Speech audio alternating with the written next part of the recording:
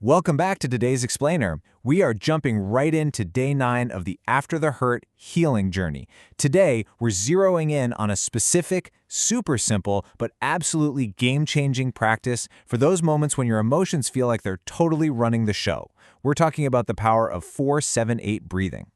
So think about this for a second. What actually happens when your nervous system feels threatened? You know that feeling, right? That intense emotional spike. That sudden wave of panic that just rises up the very second a trigger hits. We have literally all been there. It's that exact moment when you feel anxious, tense, overwhelmed, angry, afraid, or just completely emotionally overloaded. It's an incredibly highly charged physical state. Which brings us to section 1, the urge to react.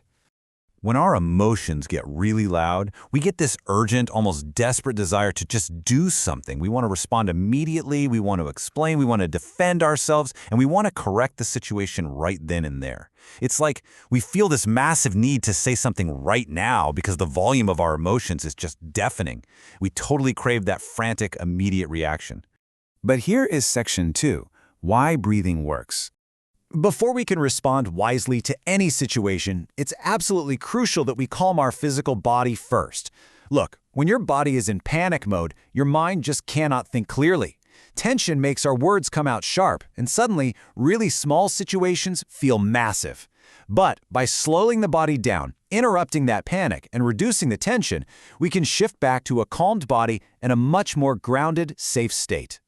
See, when you take a deep breath, you're sending a direct biological signal straight to your nervous system.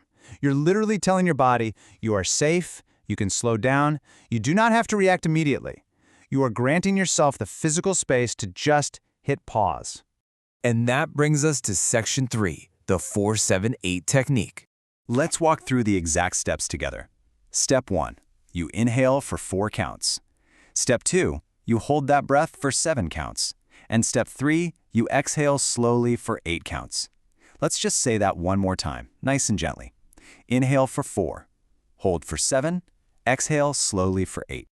Now, the magic number here is 3.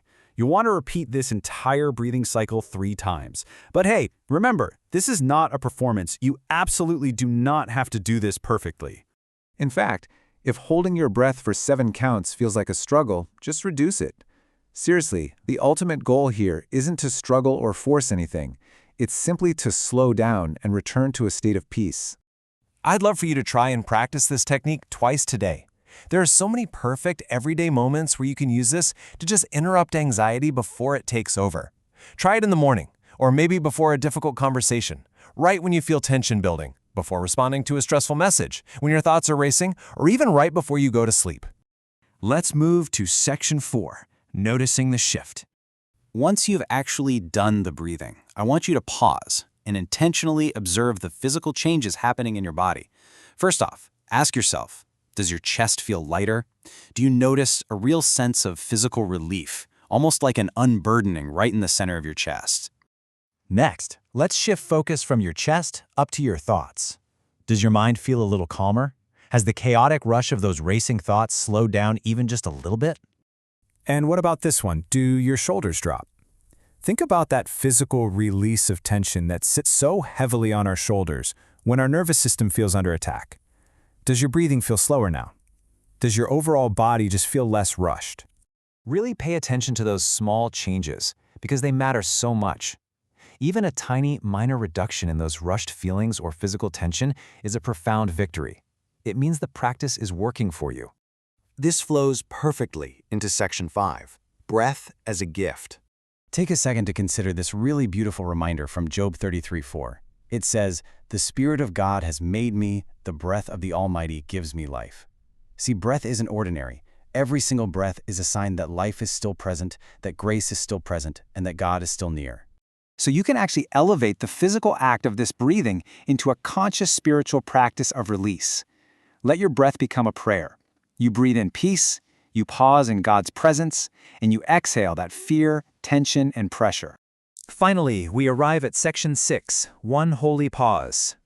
Whenever our emotions get way too loud, we can ask for divine peace to completely settle us. The prayer goes, "Lord, help me slow down and return to peace. When my body feels tense and my emotions feel loud, teach me to pause before I react." Help me use my breath as a reminder that you are near, you are steady, and you are holding me. Let your peace settle my heart, my mind, and my body today. Amen. Here on day 9 of our journey, the big takeaway is learning that sometimes real healing truly begins with just one holy pause, one slow breath, and one gentle return to peace. To wrap things up, I want to leave you with this daily reflection question. How did my body feel before and after the breathing practice? Take your time with it today, Really engage with this practice, observe the shifts in yourself, and remember the power of the pause. Thanks so much for joining me for this explainer, and I really hope this tool brings you a profound sense of peace today.